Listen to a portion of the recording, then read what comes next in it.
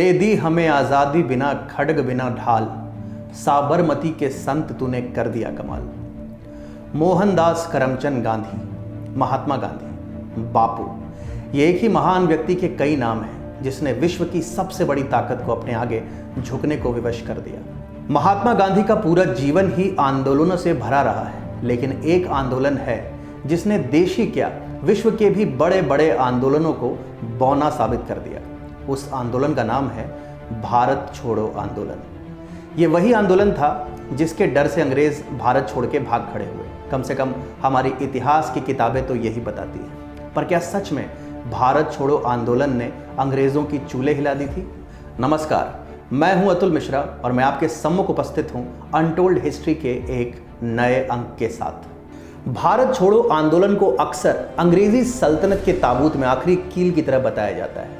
ऐसा बताया जाता है कि भारत छोड़ो आंदोलन के दौरान जहां एक ओर सत्याग्रही थे, वहीं दूसरी ओर उत्पाती, परंतु उनका लक्ष्य एक ही था, अंग्रेजों को भारत से बाहर खदेड़ना। इसी आंदोलन ने अंग्रेजों को वस्तु स्थिति से पहली बार अवगत कराया था कि अब भारत ने उन्हें अपना राजा मानना बंद कर दिया है। यह तथ्य कोई झुठला नहीं सकता कि भारत छोड़ो आंदोलन एक महान आंदोलन था। गांधी जी की एक आवाज ने स्वतंत्रता सेनानियों के हृदय में पल रहे स्वराज के स्वप्न को पुनर्जीवित कर दिया था। इस आंदोलन का दमन करने के लिए अंग्रेजों द्वारा लगाई गई शक्ति ने भारतीयों को उनके खिलाफ और भी ज्यादा संगठित कर दिया था। परंतु जब हम भारत छोड़ो आंदोलन की निष्पक्ष समीक्षा करते हैं तो पाते हैं कि यह आंदोलन अपने द्वारा ही तय किए गए उद्देश्यों को पाने में निष्फल रहा था। सबसे पहली बात तो यही है कि इस आंदोलन के पूरे 5 साल बाद तक भी अंग्रेज भारत में जमे रहे। दूसरा ये कि आंदोलन शुरू होते ही अंग्रेजों ने सबसे पहला काम ये किया कि कांग्रेस के सारे शीर्ष नेताओं को कारागार में डाल दिया। तीसरा, कांग्रेस जो कि इस आंदोलन के पहले तक एक मजबूत राजनीतिक ताकत थी, वो कमजोर हुई और इसका सीधा फायदा मुस्लिम लीग ने उठाया। और अंततः इस आंदोलन को हर दल से समर्थन नहीं मिल पाया और ये देशव्यापी ब्रिटिश विरोधी आंदोलन ना बनकर कांग्रेस का एक आंदोलन मात्र बनकर रह गया। अब आते हैं इस आंदोलन के परिप्रेक्ष्य, इसके पृष्ठाधार पर। 1936-37 में ब्रिटिश इंडिया में चुनाव हुए। कांग्रेस ने 11 में से 8 प्रांतों में अपनी सरकारें बनाई, वहीं मुसलमानों के हितैषी बने फिरने वाले मुस्लिम लीग को कुछ नहीं मिला। तो ऐसा प्रतीत हो रहा था कि कांग्रेस के पास व्यापक जनाधार है और लोग धर्म और जात से ऊपर उठकर कांग्रेस पार्टी के लिए वोट कर रहे हैं। फिर 1939 में अंग्रेजों ने भारत को बिना उसकी स्वतंत्रता का आश्वासन दिए हुए दूसरे विश्व युद्ध में धकेल दिया। क्रोधवश कांग्रेस के मंत्रियों ने एक के बाद एक त्यागपत्र डाले। यहाँ एक तरफ कांग्रेस के मंत्रालय बिखर रहे थे, वहीं जिन्ना के खेमे में जश्न का माहौल था। जिन्ना ने यौम-ए निजात नाम का एक जलसा भी किया, जिसमें कांग्रेस सरकारों को गिराने के लिए खुदा का शुक्र अदा किया गया। 1940 आते आते मुस्लिम लीग इतनी ताकतवर हो चुकी थी कि उन्होंने अपने लाहौर अधिवेशन में पाकिस्तान का प्रस्ताव भी रखा।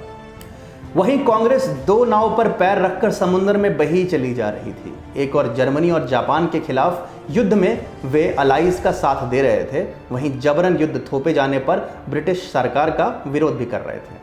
वहीं मुस्लिम लीग बिल्कुल निश्चित उद्देश्य के साथ बढ़ी जा रही थी। उन्होंने विश्व युद्ध में भारत के सम्मिलित होने का खुलकर समर्थन किया। क्रिप्स मिशन असफल हो चुका था और यह भी तय था कि अंग्रेजों की अपने साम्राज्य के मस्तक मणि कहे जाने वाले भारत को छोड़ने की कोई योजना दूर दूर तक नहीं थी। और तब शुरू हुई भारत छोड़ो आंदोलन की तैयारियां। ऐसा माना जाता है कि अंग्रेजी सरकार को ऐसे किसी देशव्यापी सत्याग्रह की पहले से ही भनक लग गई थी और इसलिए गांधी जी द्वारा इस आंदोलन का शंखनाद होते ही अंग्रेजों ने पहला काम यह किया कि कांग्रेस के शीर्ष नेतृत्व को पकड़कर कारागार में ठूंस दिया। बिना नेता के भीड़ हिंसा पर उतारू हो गई और उन्होंने जमकर लूटपाट मचाई और साथ ही किया तोड़फोड़। हालांकि अंग्रेजों ने कुछ ही महीनों के भीतर भीड़ और आंदोलन दोनों का दमन कर दिया। भारत के वामपंथियों को जैसे ही ब्रिटिश सोवियत गठबंधन के बारे में ज्ञात हुआ, उन्होंने इस आंदोलन का भरपूर विरोध किया। मुस्लिम लीग ने इस आंदोलन का बहिष्कार किया क्योंकि वो पहले ही ब्रिटिश सरकार को विश्व युद्ध में समर्थन दे चुके थे और वो चाहते थे कि पाकिस्तान के उनके मुद्दे को अंग्रेज गंभीरता से लें। आंदोलन के दौरान हुए उपद्रव में हिंदुओं की जान और माल की सुरक्षा को लेकर चिंतित हिंदू महासभा भी इस आंदोलन में मूक दर्शक ही बनी रही। हिंदू महासभा विश्व युद्ध के समय को हिंदुओं को मुस्लिम लीग और अंग्रेजों से लड़ने के लिए सक्षम बनाने में उपयोग करना चाहती थी। और सबसे बड़ी बात, कांग्रेस के खुद के कुछ दिग्गज नेता जैसे कि राजा जी और मौलाना अब्दुल कलाम आज़ाद, उन्होंने भी इस आंदोलन का समर्थन नहीं किया। तो फिर इसका असर क्या हुआ?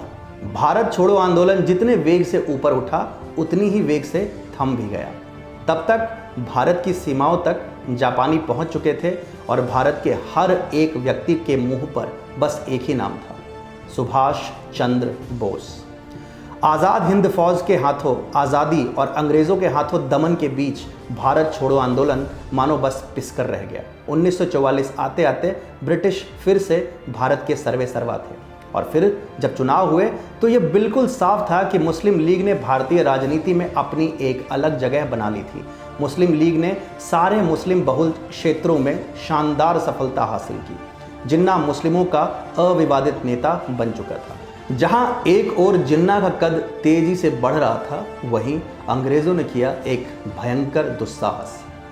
आज़ाद हिंद फौज के पकड़े गए सेनानियों पर लाल किले में सार्वजनिक अभियोग हुए।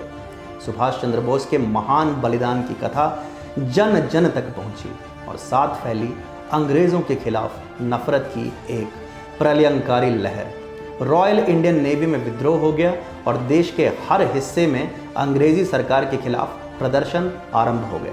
1946 आते आते अंग्रेजों को यह भली भांति ज्ञात हो गया कि अब भारत छोड़ने का असली समय आ गया है।